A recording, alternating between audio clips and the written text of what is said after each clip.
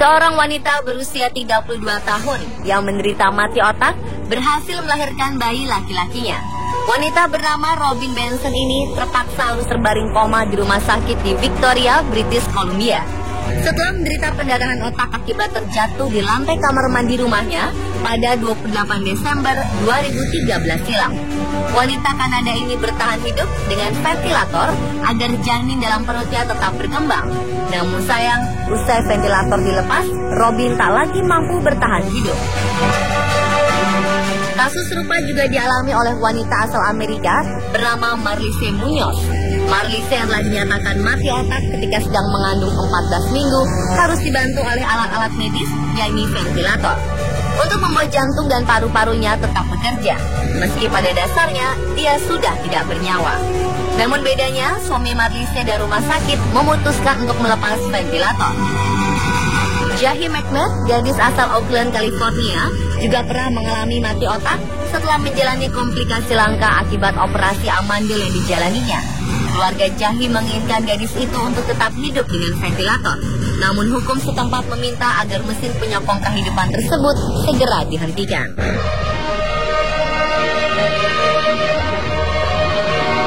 Sebenarnya, apakah tubuh dapat bertahan hidup meskipun otak telah dinyatakan mati? Dan apakah yang disebut dengan mati otak? Ada beberapa pengertian kematian dalam ilmu kedokteran dewasa ini. Yang pertama adalah mati klinis. Mati klinis adalah henti nafas atau tidak ada gerak nafas spontan ditambah henti sirkulasi jantung total dengan semua aktivitas otak berhenti. Pada saat ini bisa dilakukan resusitasi atau pertolongan. Kedua adalah mati biologis atau kematian semua organ. Mati biologis selalu mengikuti mati klinis bila tidak dilakukan resusitasi jantung paru. Dan yang ketiga adalah mati batang otak.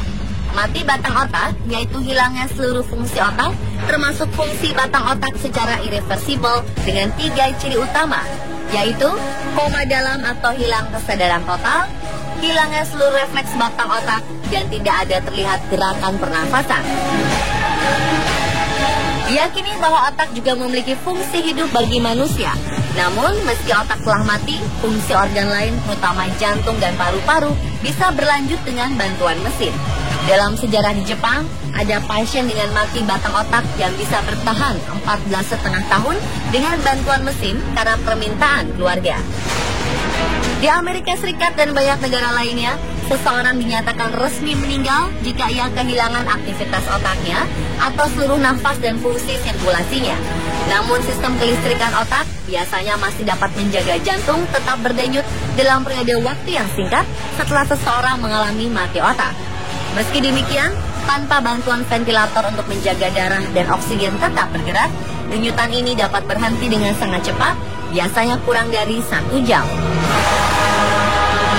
Menurut Kenneth Goodman, direktur di Bioethics Program di University of Miami, menekankan bahwa meskipun sistem tetap berjalan, bukan berarti orang yang bersangkutan masih hidup. Jika telah mengalami mati otak, seseorang telah meninggal, namun dengan bantuan teknologi yang mampu bertahan hidup. Sebelum sekitar tahun 1950, definisi atas kematian cukup jelas, yaitu saat detak jantung dan pernapasan berhenti terjadi.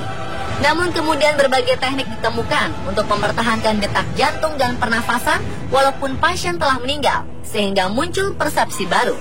Kematian didefinisikan sebagai hilangnya fungsi otak dan bukan fungsi jantung dan paru. Ilmuwan, pemuka agama, pekerja kesehatan, dan masyarakat umum telah menyetujui bahwa seseorang dapat dikatakan meninggal apabila terjadi kematian otak. Penyebab umum kematian otak termasuk trauma, perdarahan intrakranial, hipoksia, overdosis obat, tenggelam, tumor otak primer, meningitis, pembunuhan, dan lain sebagainya.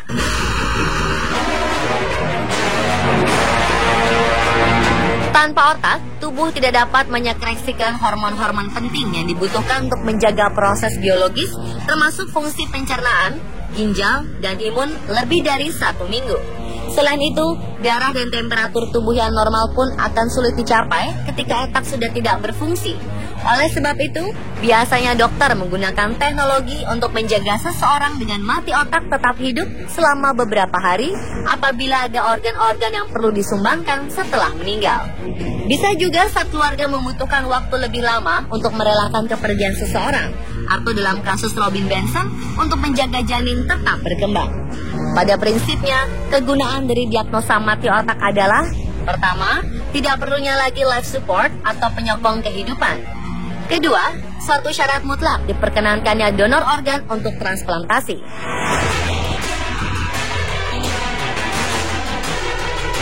Mendiagnosis kematian otak biasanya dilihat dari gejala klinis. Minimal ada 2 pemeriksaan untuk menyatukan diagnosa kematian otak. Ketentuan ini sesuai dengan aturan bahwa dibutuhkan 1 hingga 4 pemeriksa. Di beberapa negara, membutuhkan salah satu pemeriksa merupakan spesialis neurologi.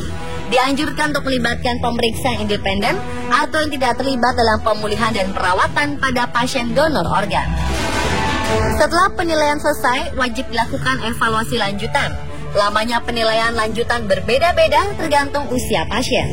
Sampai saat ini, belum ada kriteria baku yang sama di masing-masing negara. Bahkan protokol teknis antar rumah sakit sering berbeda. Di Inggris, hilangnya refleks-refleks batang otak adalah kriteria utama. Di Swedia dan Jepang, mati batang otak harus ditegakkan dengan pemeriksaan EEG atau rekam otak atau tes aliran darah otak. Di Indonesia, diagnosis mati otak ditegakkan secara klinis dengan prasyarat tertentu oleh minimal 2 orang spesialis yang berkompeten. Tetapi di Amerika Serikat bisa dilakukan dokter umum pada kebutuhan yang kadang perlu cepat dan efisien. Bahkan sertifikat untuk mendiagnosis MBO harus dimiliki sebagai syarat dokter umum bekerja di rumah sakit.